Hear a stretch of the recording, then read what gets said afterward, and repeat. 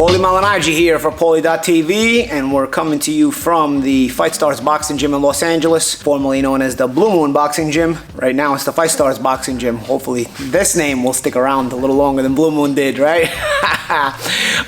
Today's discussion, I want to discuss why certain fights happen in boxing, why certain fights don't happen. I think we've all got our curiosities. We all have our opinions on the politics of the sport, and it very much, a lot of the times, can be frustrating. I think in this day and age, personally, I blame a lot of the belts. There's always a complaint about boxing. There's too many belts, all these belts. But now it's getting to the point where there really are too many belts that are considered quote-unquote elite. I mean, at one point we always had a lot of belts, right? But I think everybody realized that there was, at first there was 3 major sanctioning bodies, at least when I was a kid. Now, then there became 4 major sanctioning bodies. Now each sanctioning body is starting to make like hybrid world titles. And these TV networks are starting to just accept those. While in the past, none of the TV networks accepted any of these extraterrestrial hybrid belts, right? Sometimes the TV networks, when I was coming up the ladder, didn't even want to mention the major sanctioning body world titles. They would just call it a championship fight. I can remember that as well. It has gone through different phases, but the over-influx of belts in boxing has not gone away. It's actually become more problematic, shall we call it. And I think that also is one of the reasons why fights don't happen, because each guy gets a belt, then each guy wants to protect that belt. Because I'll be honest with you, I know how professional boxing contracts work. I've had them. They always had stipulations for higher payment, bigger rewards if you won a major world title from certain sanctioning bodies. Major world title, like a real world championship at the time when I was fighting in my professional boxing career. Your minimum amount of money per fight would go up. You were guaranteed a certain amount of money each defense, minimum. Obviously it could be more depending on the opponent. But nonetheless, there were rewarding factors for keeping that world championship because you couldn't fight for less than a certain amount of money. And I think the over-influx of belts started to probably make certain guys realize, hey man, if I keep this belt for long enough time, I'm going to be consistently making this kind of bank where if I lose the title, suddenly my minimum drops. And I'll be honest with you, man, certain promoters are real scumbags, and when you lose that world title, they literally drop you all the way to the bottom. And sometimes, sometimes you don't have a say in coming back and trying to get back on the win column. So guys don't want to really risk that, and so they end up starting to try to protect their possession of that world championship. In this generation, a generation that's now a generation that I'm not fighting in anymore, I'm noticing the influx of secondary world championships by these primary sanctioning bodies. There was a time where the IBF, the WBC, WBA, and WBO had their world championships, and they were recognized as championship title belts, and they were on your contract, and they were recognized by the fans, and they were recognized by the networks, and if you held one of the world championships of these sanctioning bodies, you were a world champion. Granted, this made things complicated in terms of making unifications and whatnot for the reasons I just explained, but now you're making secondary belts of the same sanctioning body belt. And what's happening? I've complained about this before.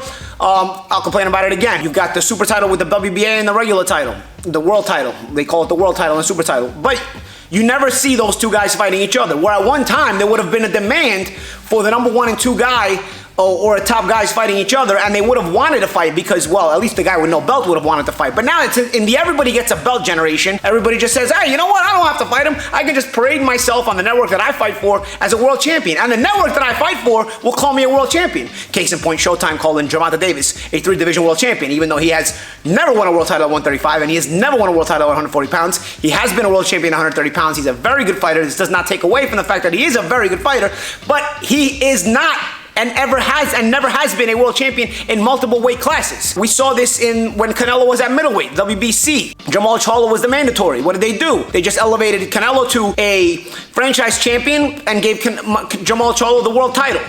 Jamal Charlo was really never the primary WBC world champion until Canelo finally vacated his franchise title at 160 and said, I'm never going back to 160 pounds. And it was only at that point that we recognized Charlo as the full WBC world champion. But why did they do that? They did that so that the two fighters never have to fight. Because if you never let Charlo become a champion and you never elevate Canelo to this franchise status, the demand for Canelo versus Charlo was going to remain.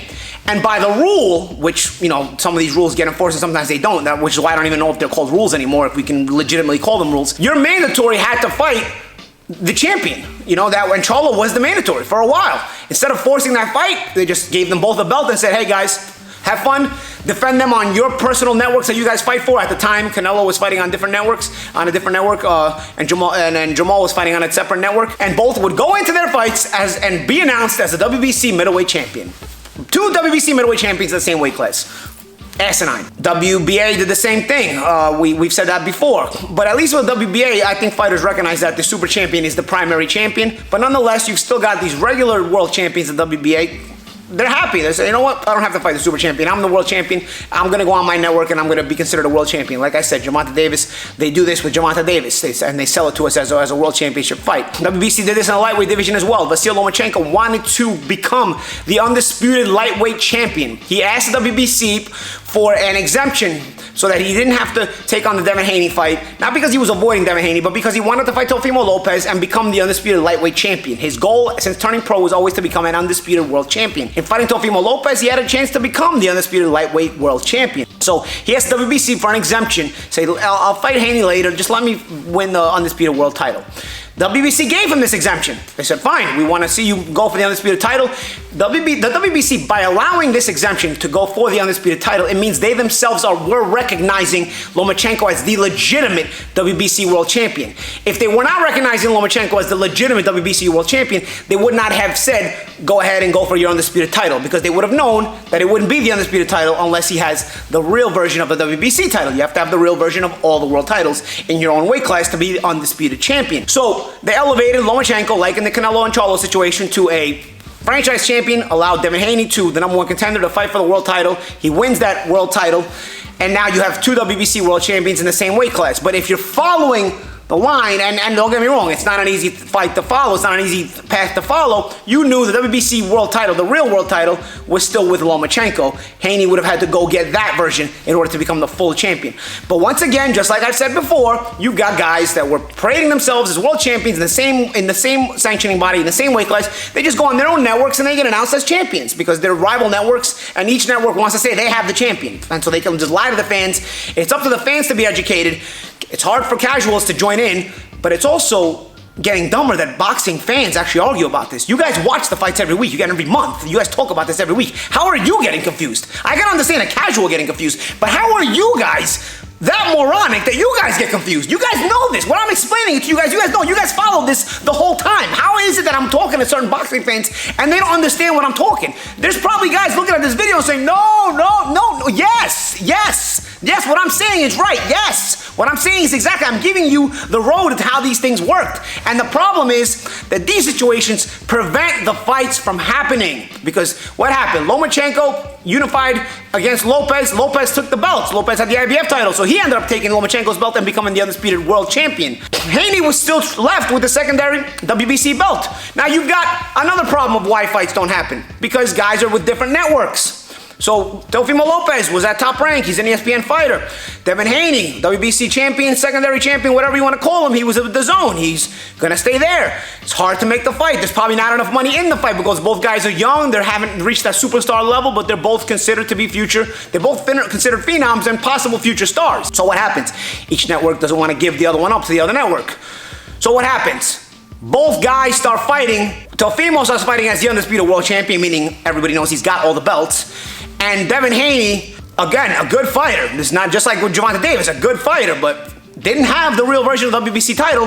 DAZN goes out and plays pretend and announces Devin Haney as the WBC world champion every time he fights. You're playing pretend because the WBC world title was with the rest of the belts. Hence why it became the undisputed title. It cannot be the undisputed title unless you have all 4 full versions of the belts. It was with Teofimo Lopez, who then lost it to Kambosos. So what happens now? Kambosos is the undisputed lightweight world champion, undisputed, and they're talking about Haney fighting him. This is not a unification, guys. This is nothing. I actually recently saw Josh Taylor mention that Lopez hadn't been world champion and Kambosos hadn't been undisputed champion because Haney's a champion. No. So that means Josh Taylor also wasn't following the dotted line, because if that's the case, then Josh Taylor has to say he's not the undisputed champion either, because Gervonta Davis has a version of the WBA title at his weight class when he beat Mario Barrios, right? So you can start making these little stipulations in any which way you want to. I think the fans have to be smart enough not to get fooled by this and not to play their partisan role in trying to just, pick their side, that they're their favorite fighter, and say, oh, he's a champion, even though deep inside you know he's not the champion when he's not the champion. You know who the champion is, and you have to recognize the champion as the champion. Therefore, forget the secondary belts. If you don't stop recognizing the secondary belts, what's going to happen? You're going to start at least having a chance to enforce these guys fighting each other, because one guy won't have a belt, one guy will have a belt. Oh, we want to see this guy fight for the belt. Instead, if everybody has a belt, like, oh, we don't have to fight. They got to negotiate it because they both have a belt. I know what happens. The fight never happens, or the fight happens years down the line. The more belts you're making, the more belts you're recognizing, the more of a chance there is for these fights not to happen. Not to happen, okay? These are all great fighters. Everybody I mentioned is a terrific fighter. I don't want anybody to misinterpret this argument, this debate, as something of me knocking certain fighters. They're all very good fighters. That doesn't mean they're all champions, or they've all been champions or whatnot, or they're all champions the way they're being recognized as champions. Some are, some aren't. But the ones that aren't, I want to see them fight the champions. I want to see those fights. If everybody feels like they have a belt, it's going to make it that much more difficult to do that. So guys, get on board, man. You know who the champions are and who they aren't. Get on board, demand the fights to happen. This is one of the problems, politics in boxing, and why certain fights happen and certain fights don't happen. Enforce them by demanding them, not by, instead of just defending your side, being partisan to your side and calling your side a champion even if he's not a champion, because that is a surefire way to make sure the fight never happens, because each network is going to say, hey man, our guy has enough of a following that thinks he's a champion. We don't have to make the fight against the real champion. We can just play pretend over here, and then look, all these fans think he's a champion and they're going to follow it along. No, you can still be a fan of your fighter and understand that he's not a champion, but you can still demand that he gets a title shot. You can say, oh, the real champion is ducking my guy. He deserves a shot. And you might be right. But that way, at least, you can start enforcing or pushing for these championship fights to happen.